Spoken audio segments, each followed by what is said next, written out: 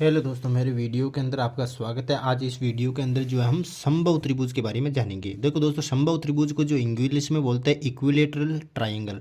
अब देखो, हम जो है यहाँ पर एक त्रिभुज बना हुआ है, इसको नाम दे देते हैं ए बी सी। देखो दोस्तों, समबाहु त्रिभुज क्या होता है? जिसकी तीनों भुजाएं बराबर होती है, यानी कि ये त्रिभुज दिया का इसकी तीनों भुजाएं जो है यहाँ पर बराबर है, तो वो त्रिभुज क्या कहलाएगा? समबाहु त्रिभुज यहाँ पर कहलाएगा। यहाँ पर जो है ये देखो, समबाहु त्रिभुज की जो परिभाषा हो जाएगी, देखो दोस्तों, वह त्रिभुज जिसकी तीनों भुजाएं बराबर हो वो क्या कहलाएगा? समबाहु त्रिभुज। ये जो है समबाहु त्रिभुज की यहाँ पर परिभाषा हो जाएगी। यानी कि हम लिख सकते हैं यहाँ पर तीनों भुजाएं बराबर है, ए बी बराबर है बी सी के बराबर है ए सी के, यानी कि यहाँ पर तीनों भुजाएं जो बराबर हो वो त्रिभुज जो है समबाहु त्रिभुज कहलाएगा। यानी कि हम समबाहु त्रिभुज के यदि परिमाप की बात करें, समबाहु त्रिभुज का परिमाप। परिमाप का मतलब होता है तीनों भुजाओं का योग, यानी कि ये जो बाउंड्री है समबाहु त्रिभुज की, इन बाउंड्री की कुल लंबाई, यानी कि तीनों भुजाओं के माप का कुल योग, यानी कि क्या हो जाएगा? 3 गुणा भुजा। 3 गुणा भुजा। अगर हम भुजाओं का माप जो ए सेंटीमीटर माने, तो जो है सूत्र हो जाएगा 3 गुणा ए, यानी कि 3a जो है समबाहु त्रिभुज का यहाँ पर परिमाप हो जाएगा दोस्तों। अब देखो दोस्तों, समबाहु त्रिभुज के क्षेत्रफल, समबाहु त्रिभुज का क्षेत्रफल, देखो समबाहु त्रिभुज का क्षेत्रफल क्या हो जाएगा? √3/4 गुणा भुजा स्क्वायर।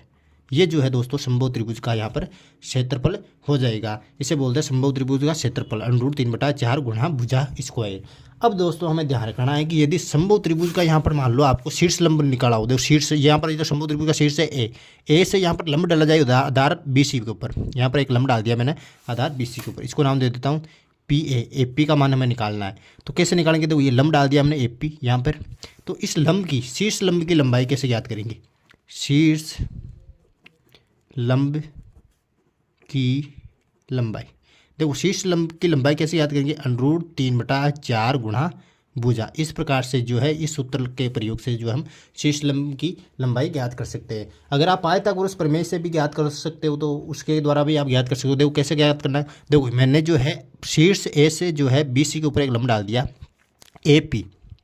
अब दोस्तों देखो, अब जो समबाहु त्रिभुज है दो त्रिभुजों में बढ़ गया, एक तो ये बढ़ गया ए बी पी, अब जो है दूसरा त्रिभुज हो गया ए पी ए सी, यानी कि ये दोनों त्रिभुज कौन से हुए? समकोण त्रिभुज है। और समकोण त्रिभुज में कौन सी लग जाएगी? पाइथागोरस प्रमेय लग जाती है दोस्तों। तो मैं यहाँ पर करूँ ए पी ए बी की बात, त्रिभुज ए पी बी की, त्रिभुज ए पी बी में, ए पी बी में, तो ए पी बी क्या है? एक समकोण त्रिभुज है। समकोण त्रिभुज में कौन सी लग जाएगी? कर्ण स्क्वायर बराबर आधार स्क्वायर प्लस लंब स्क्वायर। अब देखो यहाँ पर जो आपको लंब निकालनी है तो क्या हो जाएगा? लंब स्क्वायर, लंब निकालना तो लंब स्क्वायर बराबर क्या हो जाएगा? लंब स्क्वायर बराबर हो जाएगा कर्ण स्क्वायर माइनस के आधार स्क्वायर दोस्तों, ये जो हो जाएगा। अब लंब स्क्वायर आपको निकालना तो लंब, अब देखो ये स्क्वायर उधर चला जाएगा, यानी कि क्या हो जाएगा? कर्ण स्क्वायर माइनस आधार स्क्वायर। इस प्रकार से जो है आप शीर्ष लंब की जो है लंबाई ज्ञात कर सकते हो पाइथागोरस प्रमेय के द्वारा। अगर मेरा ये वीडियो आपको पसंद आया तो please like share comment and don't forget to subscribe. Thank you.